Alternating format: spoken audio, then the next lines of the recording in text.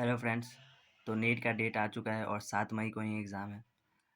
तो अभी से अगर हम देखें तो 4 महीना अप्रॉक्स है एग्ज़ाम में। और ये बहुत ही क्रूशियल टाइम होता है जिसमें हम अभी तक मतलब जितनी भी मेहनत कर रहे थे उसमें डबल मेहनत करने की ज़रूरत होती है ताकि हम बहुत ही अच्छा स्कोर कर सकें एग्ज़ाम में।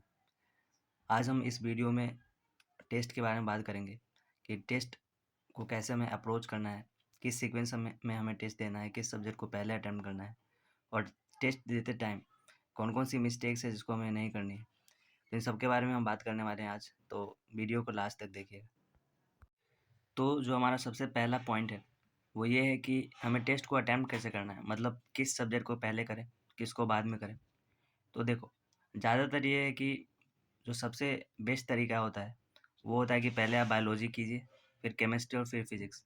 पर बहुत से स्टूडेंट्स होते हैं जिनको किसी को फिज़िक्स पसंद है, किसी को केमिस्ट्री पसंद है, तो अपने हिसाब से फिज़िक्स को पहले कर लेते हैं या फिर केमिस्ट्री को कर लेते हैं, फिर बायो को करते हैं। पर जो बेस्ट तरीका होता है कि वही होता है बायो, फिर केमिस्ट्री, फिर फिज़िक्स, क्योंकि बायो ही सबसे ज़्यादा मार्क्स का होता है। और अगर वो हम पहले कर लेते हैं, तो फिर हमारे अंदर कॉन्फिडेंस आता है कि ठीक है, कि बायो एक पोर्शन तो हमारा हो गया, तो हम अच्छा स्कोर कर सकते हैं। तो इसलिए हम तो पहले बायोलॉजी ही करते थे। अब आपको जैसा ठीक लगे, आप जिस तरीके से मतलब जिस तरीके से भी आप कंफर्टेबल हो, आप उसको चूज़ कीजिएगा। अब हमारा दूसरा पॉइंट है कि क्या-क्या मिस्टेक्स हम करते हैं टेस्ट देने के टाइम पे।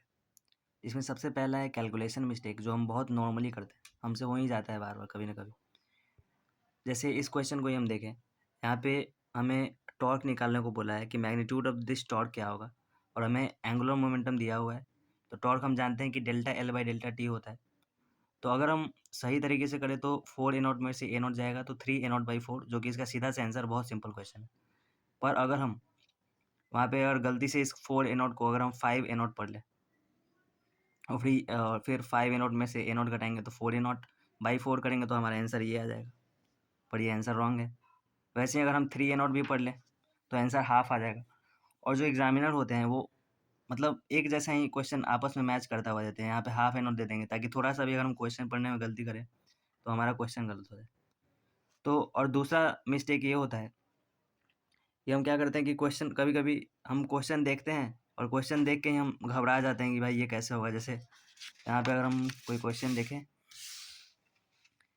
जैसे मान लीजिए इसी क्वेश्चन को लेते हैं, वैसे तो सिंपल है, पर जैसे यहाँ पे क्या करना है, Gaussian surface conducting consider non-conducting cell as shown in the figure. If you apply Gauss law over the non-conducting cell as Gaussian surface, then electric field is due to। अब हम जानते हैं कि जो इलेक्ट्रिक फील्ड का concept ये कहता है कि जो इलेक्ट्रिक फील्ड होगा वो सारे चार्ज की वजह से होगा, चाहे वो गॉसियन सरफेस के अंदर हो या फिर बाहर हो। पर अगर मान लीजिए हमें किसी भी वजह से ये कंसेप्ट याद नहीं है, तो हम क्या करते हैं, मतलब कंसेप्ट उल्टा कर देते हैं। जैसे गॉस लॉ का कंसेप्ट इलेक्ट्रिक फील्ड में चिपका देंगे और इलेक्ट्रिक फील्ड का उसका। तो यहाँ पे हम सीधा ये जल्दबाजी में हम बोल सकते हैं कि ये Q1 Q2 इसका आंसर हो जाएगा। यहाँ पे Q1 Q2 की वजह से हम मार देंगे, जो कि होता है गॉस लॉ के लिए। पर हम जल्दबाजी में क्या करते हैं कि कंसेप्ट भी में हमारा उल्टा-फुल्टा हो जाता है। तो इलेक्ट्रिक फील्ड का गॉस लॉ का कंसेप्ट हम इलेक्ट्रिक फील्ड की जगह लगा के ये गलत गलत कर सकते हैं। तो ऐसे क्वेश्चन में हमें पेशेंस रखना होता है कि जितना ज़्यादा हम पेशेंस रखेंगे उतना ज़्यादा हम क्वेश्चन सॉल्व कर सकते हैं।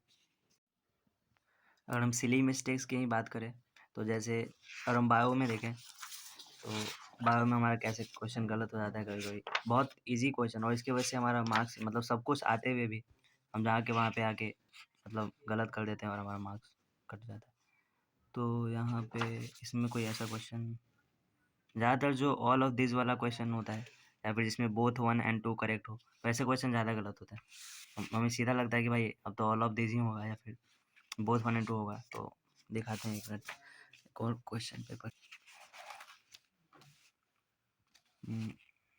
हाँ, जैसे ये वाला क्वेश्चन देखें कि predators is present at dash trophic level. तो यहाँ पूछा है कि प्रीडेटर कौन से ट्रॉपिक लेवल पे होता है। तो जाहिर सी बात है कि भाई प्रीडेटर तीसरे ट्रॉपिक लेवल पे आएगा। और यहाँ पे दिया हुआ है secondary consumer, tertiary producer and both 1 and 2। और जहाँ कभी हम बोथ 1 एंड 2 या फिर ऑल ऑफ दिस देखते हैं तो हमारा दिमाग खराब हो जाता है। तो लेकिन इसका आंसर क्या होगा, यहाँ पे पूछा है ट्रॉपिक लेवल, किस ट्रॉपिक लेवल पे होता है, तो इसका आंसर T3 होना चाहिए। पर सेकेंडरी कंज्यूमर भी सही है, भाई सेकेंडरी कंज्यूमर भी बोलते हैं। पर ये नहीं पूछा है कि उसको हम क्या बोलेंगे, वो ये पूछ रहा है कि वो किस ट्रॉपिक लेवल पे होगा, तो उसके लिए तो आंसर T3 होना चाहिए। और हम हम इसे नहीं पढ़े और सीधा, क्योंकि ऑप्शन तो दोनों सही है, पर इस क्वेश्चन के हिसाब से सिर्फ पहला ऑप्शन होगा, तो इस चक्कर में हम बोथ 1 एंड 2 लगा देंगे और यहाँ पे गलती कर सकते हैं। अब जो सबसे इम्पोर्टेंट चीज़ है, वो है कि टाइम सेव करना। जितना ज़्यादा हम टाइम सेव करेंगे, हमारे लिए उतना अच्छा रहेगा। उतनी बार हम क्वेश्चन पेपर को अटेम्प्ट करेंगे और उतना चांसेस होता है कि अगर क्वेश्चन हम कोई गलत भी किया हो तो उसको सही कर लें। जैसे पहले हम बायोलॉजी से शुरू करते हैं, क्योंकि हम इसी से शुरू करते हैं। आपको जो भी आप जिसमें भी कंफर्टेबल हो, पहले केमिस्ट्री से करना चाहते हो वैसे कर लो, पहले फिजिक्स से करना है वैसे कर लो। पर जो सबसे मतलब जो नॉर्मल ट्रेंड होता है वो यही होता है और यही सबसे ठीक भी होता है। जैसे मान लो हम पहला क्वेश्चन किए कि when does the growth rate of the following logistic equals 0, equal कब होगा मतलब 0 कब होगा? तो अगर n/k को हम 1 के बराबर कर दें तो 0 हो जाएगा। तो यहाँ पे when n/k is equal to 1 0 हो गया। ठीक है? तो ये हमको क्वेश्चन आता है। दूसरा क्वेश्चन है statement regarding Mendelian inheritance and choose the incorrect option. इसमें गलत बताना है। तो हम अब Mendel's experiment had small sample size तो था नहीं, क्योंकि एनसीईआरटी का लाइन है, लार्ज सैंपल साइज़ था। और मान लो हमको याद नहीं आ रहा, हम कन्फ्यूज़ हो गए कि लार्ज है कि स्मॉल है, तो उस केस में हम क्या करेंगे, इसको मार्क कर देंगे गोल और आगे बढ़ जाएँगे।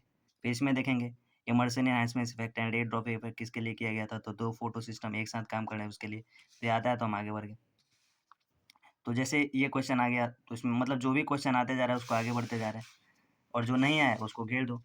जैसे यहाँ पे एक क्वेश्चन है, ये वाला क्वेश्चन कि study carefully the following pie diagram representing the relative contribution of various green house gases to total global warming, identify the gas. अब मान लो हमको ये डायग्राम ही याद नहीं आ रहा, ठीक है? तो इस केस में तो हमको अगर डायग्राम नहीं याद आ रहा तो हम कुछ भी लगा मतलब इसमें तो पूरा कन्फ्यूज़ हो जाएँगे कि क्या लगाएँ, क्या नहीं लगाएँ। तो इसको फिर हम क्या कर देंगे, छोड़ देंगे। अच्छा, इस क्वेश्चन को मान लो अगर ये नहीं आ रहा था और ये भी नहीं आ रहा, ये वाला, ये मेंडल वाला क्वेश्चन, तो इन दोनों में हमको बाद में किसको अटेम्प्ट करना चाहिए? क्योंकि मेंडल वाला अगर एनसीईआरटी तुम एक बार भी अगर मतलब ढंग से अगर तुम पढ़े होगे, एक बार नहीं मत बार-बार तो रिवाइज़ करना ही पड़ता है। तो उसमें कुछ समय के बाद अगर ये क्वेश्चन पढ़ लिए, ऑप्शन पढ़ के चले गए, तो कुछ समय के बाद ज़रूर ये ट्राई करेगा कि वहाँ पे स्मॉल सैंपल साइज़ था या लार्ज सैंपल साइज़ था। तो इस क्वेश्चन के कंपैरिज़न में ये जो पाई चार्ट वाला क्वेश्चन हो गया, ये थोड़ा-सा टफ है, क्योंकि इसमें तुमको ये भी डायग्राम ही नहीं याद है, तो ये करना मुश्किल है। तो पहले हम उसको सेकंड अटेम्प्ट जब भी करेंगे, तो हम इस पहले वाले क्वेश्चन को करेंगे, इस 102, तब हम इसको करेंगे। तो इस तरीके से मान लो मेरा बायोलॉजी का पोर्शन हो गया, तो फिर हम केमिस्ट्री में जाएँगे, क्योंकि हमारा बायो था, फिर हम केमिस्ट्री अटेम्प्ट करते थे और उसके बाद फिज़िक्स। तो केमिस्ट्री में उसी तरीके से केमिस्ट्री में भी करते जाएँगे कि जो नंबर ऑफ मोल्स निकालने हैं, अगर हमें आ रहा है तो हम निकाल लेंगे, नहीं आता है तो हम इसको भी मार्क कर देंगे। मार्क कर दिए, मान लो हमको नहीं आता है, चलो तो इसको मार्क कर दिए। फिर आगे बढ़ेंगे कि आइडियल गैस के लिए कंप्रेसिबल फैक्टर क्या होता है, 1 होता है, बहुत ईज़ी है, तो इसको मार्क करके आगे बढ़ेंगे।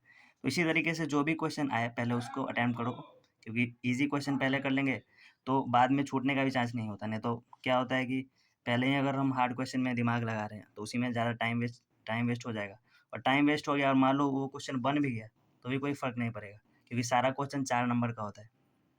तो इससे अच्छा है कि वो 4 नंबर क्वेश्चन हम कोई ईज़ी क्वेश्चन में उतना टाइम दें, ताकि हमारा सही भी हो और हमें नंबर भी मिले और हम बाद में हमारे पास चांस भी हो कि हम जो हमसे नहीं बना था उसको अटेम्प्ट कर सकें। तो इसलिए पहले ईज़ी क्वेश्चन को कर लो, जो नहीं आया उसको बाद के लिए रखो।